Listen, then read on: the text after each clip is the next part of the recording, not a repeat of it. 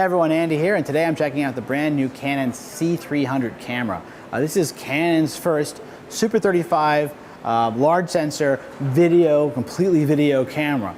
We know the 5D and the 7D, the popular HD-SLRs, were amazing, really changed the world.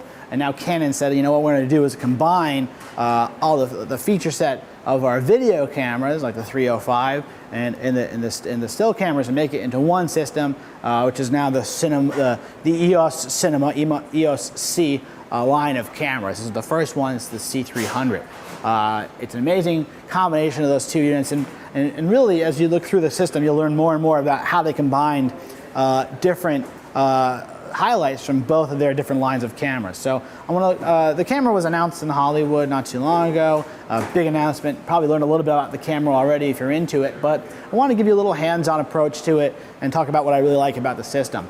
This is the EF version of the camera. The C300 will come in an EF mount, or the Canon mount, or PL mount. The PL mount is going to give you a really solid back focus, strong PL mount with cooked data. And the EF version gives you the ability to work with their Canon EF lenses, and also their new lenses that are coming soon, and talk to these lenses and power them up. So if I look at the lens towards the camera here, you'll see this is a 24mm Canon L lens, beautiful lens. Take that lens off here, and inside there you'll see I have direct access to that sensor. There is no mirror or anything in the way there, so in theory I could adapt a PL lens to this through an adapter of some kind, but I lose that cooked data.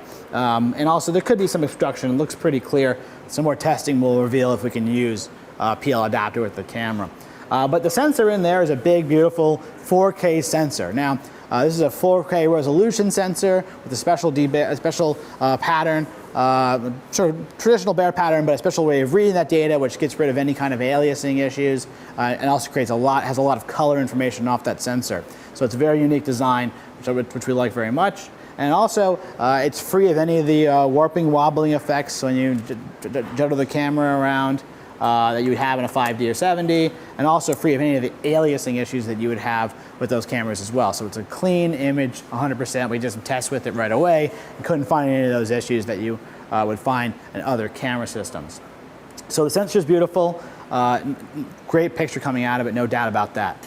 Coming around to the side here, you'll see the body is sort of a round, rotund system, and it's very much different than a video camera. It's missing any kind of gain switches, white balance switches that you might see on a video camera. Instead, we have a number of buttons that are recessed that give me different options. The first two are defaulted to are just set to be the ND filters. So there's a built-in optical ND filter that I can switch on or off with these little switches here, and that's why the body is sort of rounded out, because they're actual filters that flip in front of the sensor in there with this little switch of that little motor flips them in.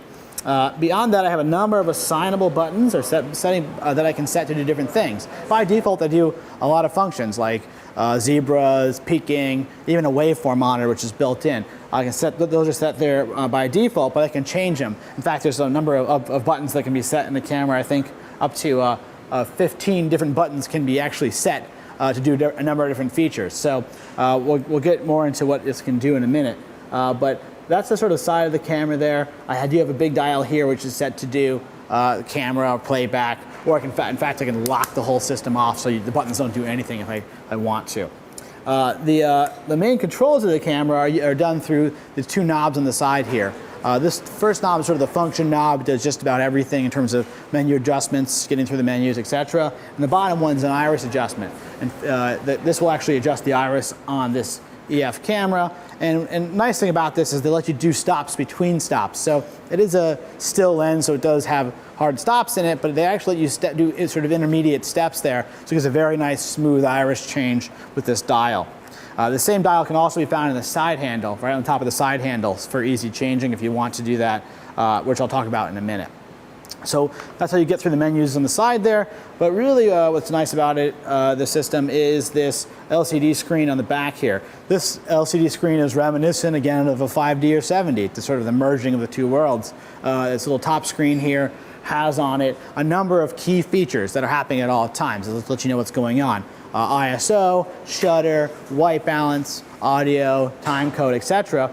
And I can change those features really quickly without having a screen or anything at all. Hit this little function button and let me step through the different things. So I can go to ISO, for instance, and dial the ISO with this dial wheel here.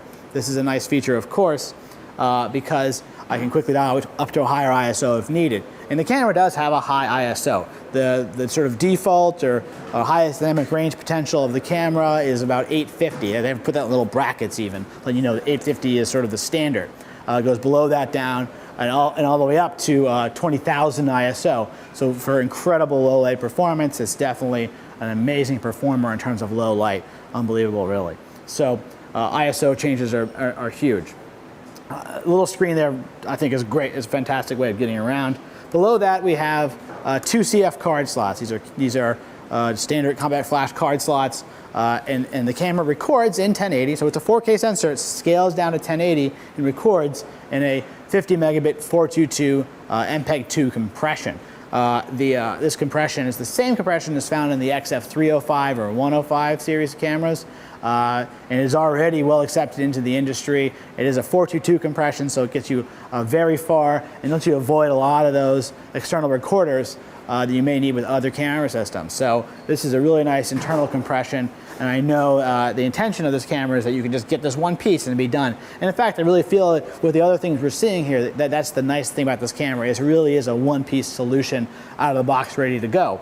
In that same capacity, it does use the BP955 batteries, the Canon batteries. Not the same as the ones used for the 7D or 5D, but these are the same as the 105 or 305 batteries, and it does close right into the camera. Again, one-piece small solution, no external batteries needed for this to run. So that's a nice option there.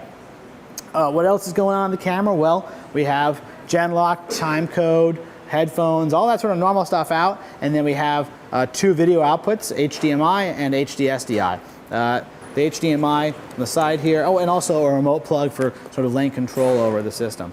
The HDMI was always live along with the HD-SDI. The HD-SDI output of the camera is 8-bit, so it's a little limiting in that capacity. So the 8-bit internally, 8-bit externally, but the quality of the image is so nice, and that's what you have to look at, is the quality of the image. It truly has that nice Canon look, which I really love. Headphones and DC input, and finally I do have a little SD card slot here, which lets me save still pictures off the camera, or I can also save picture profiles or custom profiles between different cameras. So we'll talk about that in a minute when we get to the profiles, but that's what's there. And then finally, I have these 2 jacks up top here, external 1, external 2, which allow me which connect to this top LCD unit. This is the LCD / audio XLR system. It is a really unique design in that it has a large LCD screen. This is the same screen as found on the 305, which is very large and easy to focus with. And it does also have XLR inputs and controls here up top. I really like this system because it is removable, adjustable. I can place it in different places. In fact, I have a top handle I can put it on, or I can just to move it around, or I can take this whole screen and rotate it down and over. This is my favorite configuration here, where I have the screen rotated and hit this little mirror button, and the screen will look correct upside down this way, and control it that way. Or if I'm not the kind of guy that wants all that stuff in my camera, I can just completely remove the whole system, and in fact just be a small, clean system using the screen here, the viewfinder. The viewfinder, it does extend, by the way, like this. It does come in and out. The viewfinder is a very nice viewfinder. I've actually been using it almost exclusively with it, along with the LCD, of course, but I've been really happy with the performance of that screen, and I'll show you in a minute when I pick it up. That viewfinder is actually in the right place. I'll show you in a minute, though. Very nice. But if I wanted to, I could take this whole top piece off, getting back to this unit, take this whole thing off if I wanted to, and actually plug in audio directly into a little mic plug, which is right down there. It's kind of hard to see. There's a little mic plug down there. So I can put just a microphone, like a Rode stereo microphone, right in there, and skip everything else and just be as small as possible. So it is very versatile. The whole system, I think Canon really thought through different ways of rotating it and placing it. It's pretty impressive that way. Finally, one of my favorite pieces here is the grip on the side of the camera. Very reminiscent, again, of a 5D or 7D side grip, form-fitted to your hand. with a start-stop button on it, and iris control and other adjustments for changing menu items. And it is adjustable in terms of location. This grip is very nice. It just feels good in your hand. Let me pick it up here for you and show you what I mean. When you hold it, the grip, I'll put my hand through there, I can adjust its placement very easily. The grip allows me to hold the camera very easily, and I can put my eye right on the viewfinder here. And because I'm using such a light lens, it's very easy to hold and adjust this way. I found with these lenses that I was able to walk around with this camera without any sort of fatigue and use it very much like this. I like the screen down like that. This is my preference, and I really was getting into the camera. It's not that much heavier than a fully rigged up 5D. It's amazingly light, and in fact, you can't hold it like this. And I can see where Canon got this sort of mixed idea. We make on some cameras make fun of this viewfinder being there, but here it makes perfect sense. It's just that factor, and it's so light that I could really work with it this way. And in fact, that's what I was doing when shooting with it just over the last couple of days here. So I'll put that back on there. So that's unique in design. I love that system. What else is going on in the camera in terms of the internally? Well, I do have a full-featured menu of the camera. It is very much like the XF305 in terms of menu controls. I can go in the menu, put my screen back around, and I have video settings, iris adjustments, shutter adjustments internally. I do have black balance, white balance, color bars, audio adjustments, SDI, change the SDI outputs, etc., LCD settings, so much stuff, time code even, all that stuff that you expect to see in a pro camera from Canon, pro video camera that is, and some of the unique things you might even find in a 5D, like the favorites menu. This favorites menu thing is sort of a new idea to me anyway. It's been around for a while, but the idea is that you can save your favorite settings into this little menu so you can quickly get to them. So it's a nice thing too. And then finally, I do have a custom profile button on the side of the camera here, which is the set button, which lets me set different looks. The camera has up to 9 programmable locations for color looks. There are defaulted ones such as EOS Standard and Cinema, which this EOS Standard is meant to be like a 5D or 7D sort of standard match, again giving that sort of contrasty, colorful look.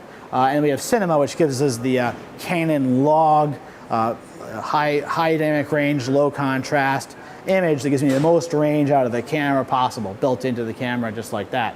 And then beyond that, I can dial in a number of different settings to get me whatever I really want to get out of it. In fact, if I go into one of these settings here, let's go into number 6 here, I can completely change the look of the camera. The gamma, the D point, detail, black gamma, matrix controls, noise reduction, skin detail. I mean, this goes on and on.